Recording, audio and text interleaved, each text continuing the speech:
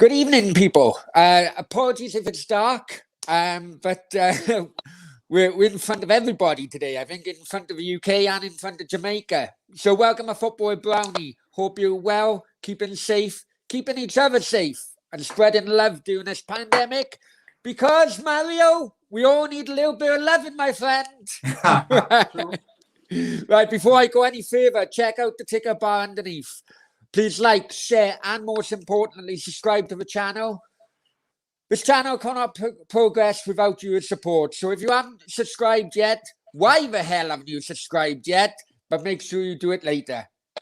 Right, tonight, we are going all Bob Marley, my friends. And I hope by the end of it, we'll all be jamming. What do you like? We will be jamming. Right, love it. I love it. Right, being serious now. Tonight we continue within our weekly World of Football series. Last week we were in Romania, or covering Romanian football. This week we're going to talk about the world's favourite sport within the fantastic island of Jamaica, and, as we know, the famous Reggae Boyz, which is, of course, a nickname to the Jamaican national team. To help me out tonight, I'm joined by one of my YouTube friends who loves debating all day and every day, both about on-field and off-field issues within Jamaican football. And I'm sure at the end of it, we may talk about his beloved Arsenal as well. Yeah. Welcome to the one and only Mario, aka Military Gooner. How are you, my friend? And how is that wonderful island? I'm good. And in Jamaica, sunny. Extremely sunny. We have summer for the entire year, so it's just one. We just experience one season. Yeah. And right, first of all, Mario, you know I like Cardiff City. That's my team. Yeah. Now there are links between Cardiff City, the Reggae Boyz, and Bob Marley, actually. Yeah. Right. So let's go to the link between Bob Marley and Cardiff City. Well, there's two actually. There's two links. Mm-hmm. On 19th of June, 1976, Bob Marley actually played one of his first concerts in the UK at our home ground, Cardiff City. Home ground Indian Park in Cardiff City. Right? The second link is that one of his legendary songs, Three Little Birds, is one of the main chants within Cardiff City supporters. So, yeah, you know, so as a Cardiff City fan, we welcome all Jamaicans with our open arms, I tell you. Right, the links between Cardiff City and Reggae Boyz. Tell me if you remember any of these, yeah? Dion Burton? Yeah, I know Dion Burton, but I didn't know he played for Cardiff. Okay. Richard Langley? No. Joby McAnuff? Joby McAnuff? McAnuff, yes, I know. McAnuff played for Cardiff. The well-known Ravel Morrison. Yes.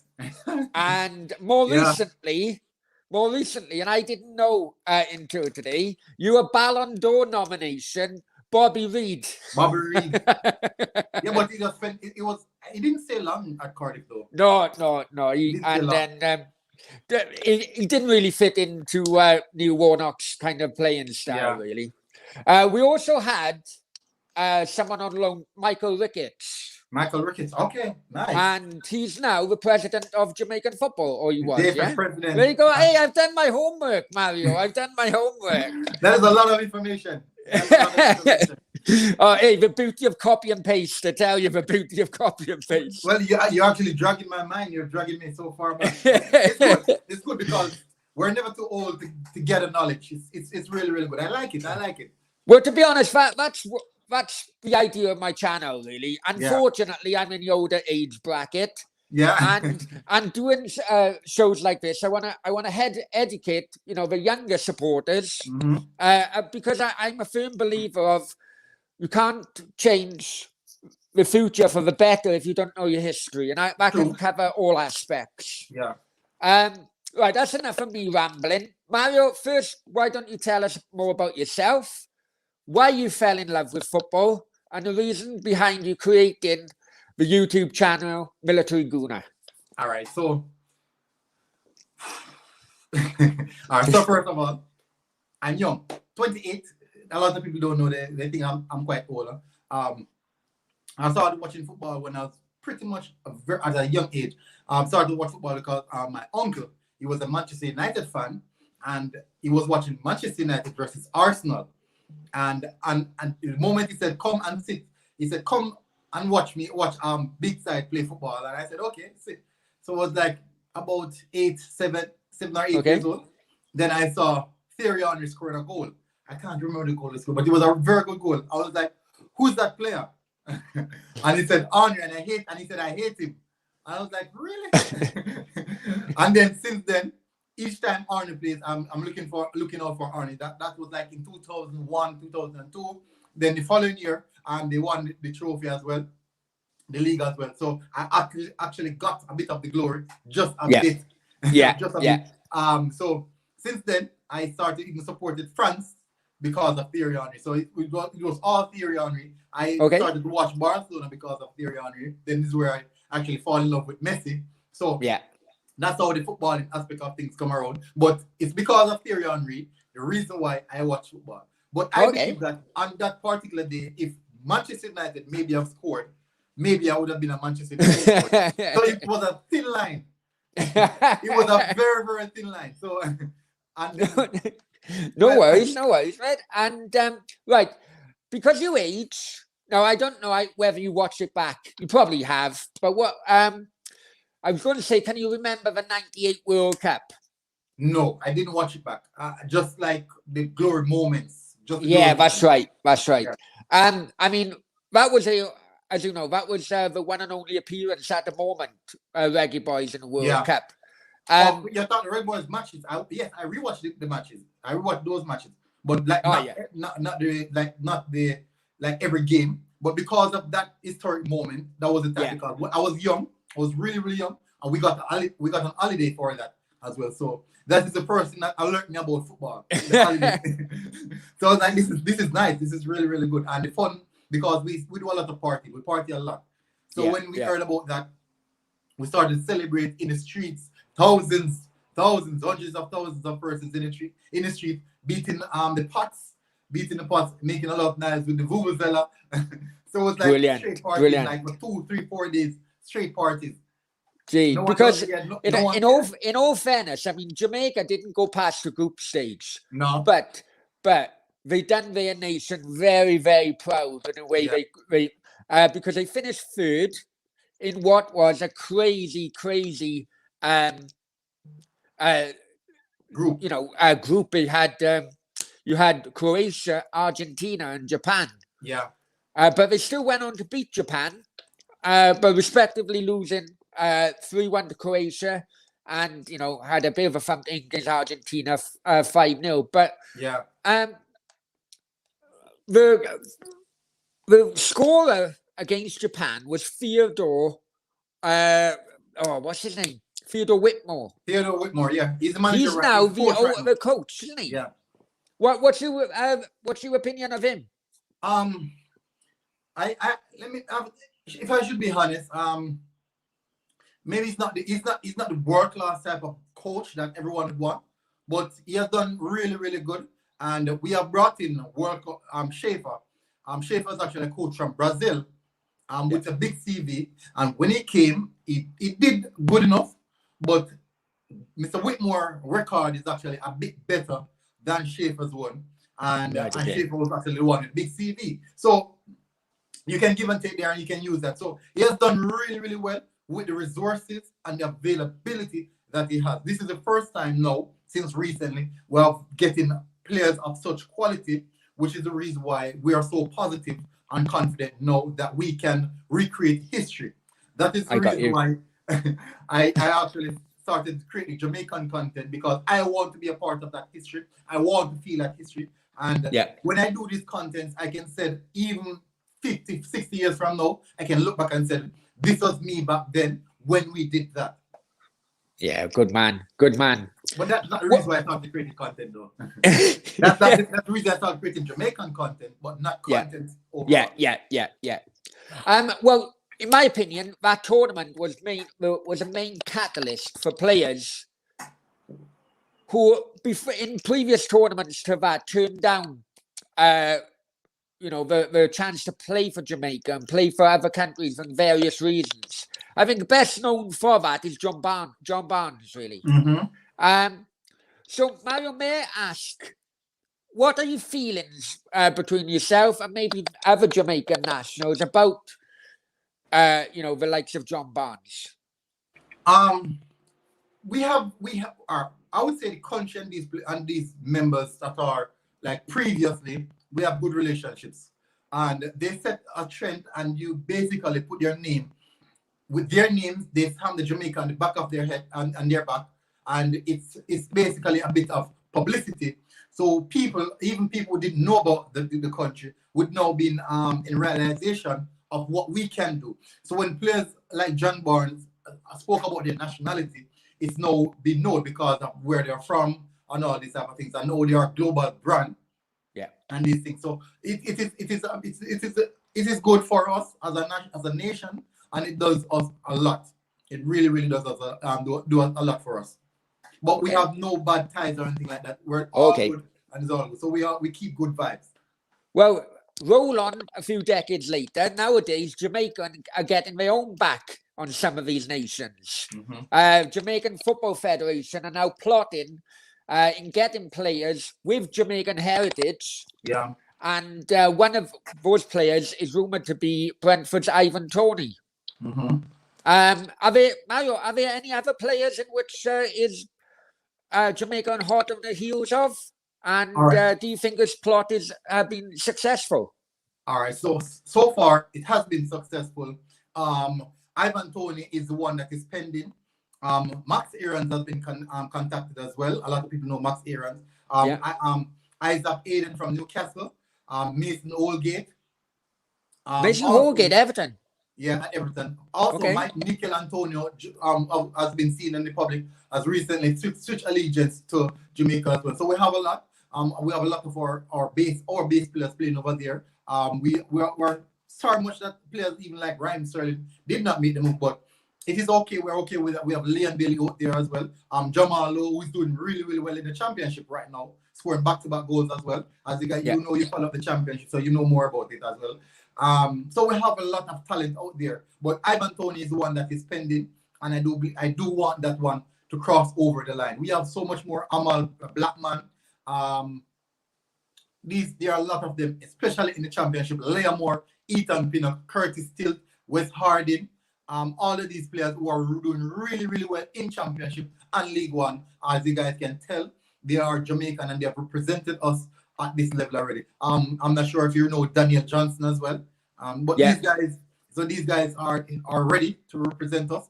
And the last one since of recently, Nathan Redman has now been in the highlight. I heard that. I heard that. He has chosen that he wants to play for us. He's now contacting his family heritage background to sort out the paperwork to get that over line. So with all these additions, we have a very, very good squad. We have a really, really good squad. Kemal Roof, who is playing for Rangers right now, one of their best strikers, is coming over. Shamar Nicholson as well. We have a variety of players coming in from these high-end leagues, and we think we can do something. That is the reason why we are so confident now. Okay. Well, going after that 98 World Cup, Mario, it seemed to be a long period until the Reggae Boyz had some more success on the pitch. Yeah. Then they become runners-up in the Gold Cup in 2015, 2017. And they got to the group stage in the Copa America in 2015, 16. So, my friend, I bet those years were enjoyable watching the Reggae Boyz, I tell you. Yes, it was young. It was very good because back then we had a lot of young talent. Mattox, Damian Lowe just coming into the team. We have a lot of young talents at that point in time. Peter Lee Vassell. So we had hopes, but they just didn't blossom to the expectations that we had on them. We have on them. But that is the reason why now we are more confident now. Back then, we know that they had the talent, but they were a young team, a very, very young team. Now we have a blend of young and senior players. Our very own Keita Taylor Hart as well. We have spoken to him, and he said he would want to make the move. Definitely he wants to make move. So we have so much players out there right now who can switch allegiance. I can give you a few names who have not been contacted and could have made the move, and it's a lot. I'm telling you, it's a lot. Yeah, I got you. Right, your National League, of course. Any beer drinker will obviously think it'd be called the Red Stripe National League, eh? Yeah. So what's your Jamaican team? I'm a firm supporter of Portmore United because of how they play. I think they are not playing like that now recently, but I've always loved Portmore United because they played it something similar to the tiki-taka football style. I really like St. George's College as well because these guys play fluent football, tiki-taka football, and a Nevis Curtis Bell, which is their coach for the school. It's actually a school, but these are the teams that I follow because of how they play football. But I used to play football for my team. We didn't play that type of football. We did do fairly okay, but wasn't the best. But these are the teams that I follow, and I do support Portmore United because of how they play. I also had a friend from my school days that I was playing schoolboy football with that went over to the Portmore United, which made me follow them a bit more and have more team interested on them. So how on an average gate? I know that because of COVID, it's been cancelled now. Yeah. But how many? What's the average gate on a Jamaican National League game? The average numbers as persons. It's not much. It's really, really not much. Maybe 1,000, 2,000. That much.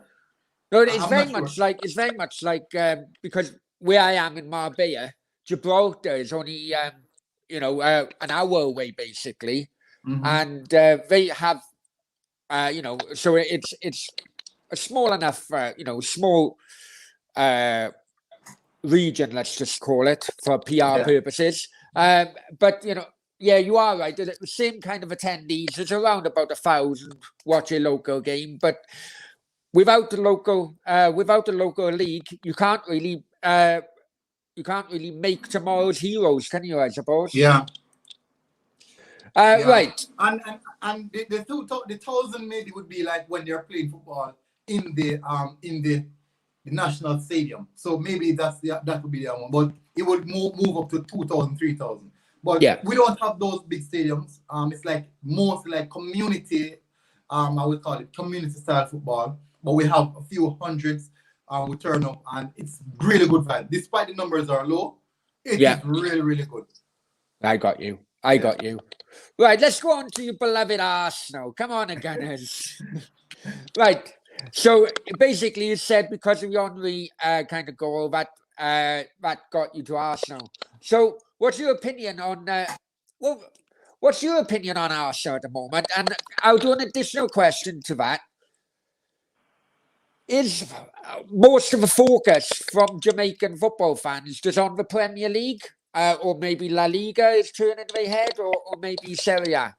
All right, so Jamaicans, 90% of Jamaicans are invested in the Premier League because the three biggest clubs in Jamaica is actually Manchester United, then Arsenal, then I believe it's Chelsea. Because of the recent history. So these are the two biggest fan bases in Jamaica. You have La Liga fans as well, but they're not that plenty. You have Bundesliga, but it's for persons like me who are very much diverse, watching a lot of football because I'm a content creator. So knowledge is really, really required. That is the reason why I would watch that much football. So maybe I'm the only person, I'm the only person, but there's a few persons like me who would watch that much amount of content on a regular basis. Amount of football, like League One, like I cover William Saliba, so I have to watch League One. The French League, I should say. I cover I watch the Bundesliga as well because of players just the same. I watch La Liga because of transfers. So I keep tabs on all leagues on different days. But it's difficult because of work and all those things. But I do try my best to do that. No wonder your wife is putting her foot down now. Yeah. She had to. And say hello to her from me as well. Say hello to her from me as well, my friend. Right. Yeah. So what's your opinion on Arsenal at the moment? We are in a very, very bad patch, and it's all been thrown onto the manager. Everything, all the history, all the bad results from 2007, when we've been declining, has all been thrown onto Mikel Arteta. That is the only thing I don't like. I think that the club above him should hold more responsibility for the steady decline that we're in right now. And the decline will continue until something is done on the board level. Right, I've had a message from one of our YouTube friends, Randy, and he told me to tell you that he wants Leno out of a goal. Yeah, Leno out. Randy's a good friend of mine. Very much so. Very much so. Let's go into the chat a little bit, man. That Cardiff City fan. Hello, Brownie. Hi, Cardiff City fan. Hope you're right. And he comes back. Bobby Reid is a class player. You got another supporter by you, Mario. Yeah. Leslie. Hello, Brownie. Up City, my friend. Lutu by Brownie. And he says, come on, you Gunners. Football Brownie is the GOAT. Now, Mrs. Putin wouldn't call me the GOAT. I'm telling you. Well, let's bring it to the end because I know that there's Champions League football going on there, and I know you're edging looking at it as well. No, but, I'm not looking. No. But I'm just gonna search. No. Yeah, well, I hope by doing this kind of series that it brings links to, people's eyes, opening the eyes to a world of football, and it's not just Serie A, not just Premier League, it's not just bloody, La Liga. Mm-hmm. Countries and nations like Jamaica bring a lot of colour to the World Cup, and I, for one, my friend, really, really hope that you, as well as Wales, qualify for the next one, because I hope that we can have a beer wherever that World Cup is. In Qatar, we'll have a beer in Qatar. We will be there. Right. Okay, my friend, we bring it to the end. Thank you ever so much, Mario, a.k.a. Military Gooner. But before we go, my friend, can you please shout out to where people can find you on social media, really? All right. So on Twitter, Instagram, and YouTube, even on Facebook, it's all Military Gooner TV. It's all Military Gooner TV, but it's actually Mario Dacres at Military Gooner TV for Twitter, but it is Military Gooner TV. Once you search Military Gooner TV on any one of social media platform, on YouTube, Twitter, Facebook, Instagram, you will find me, and I'm not hard to find. Very, very nice person. You can DM me. And honestly, even if you're not an Arsenal fan, please check out Military Gooner TV, top bloke. And, it just brings, because of the time difference, watching your videos just makes me calm down after a very stressful day, my friend. I'll be honest with you. LouTube is also saying Military Gooner is a GOAT as well. Big up LouTube. A lot of respect, bro. No problem, my friend. No problem. Right, my friend. Thank you very much. Thank you. What's your predictions for football tonight? I think Manchester City 2-1, Liverpool 0, Madrid 1. Ooh. Well, they be all cheering you in Spain if that is the case anyway. Okay, my friend. You take care. Thank you very, very much. Much appreciated. Take care. Big up.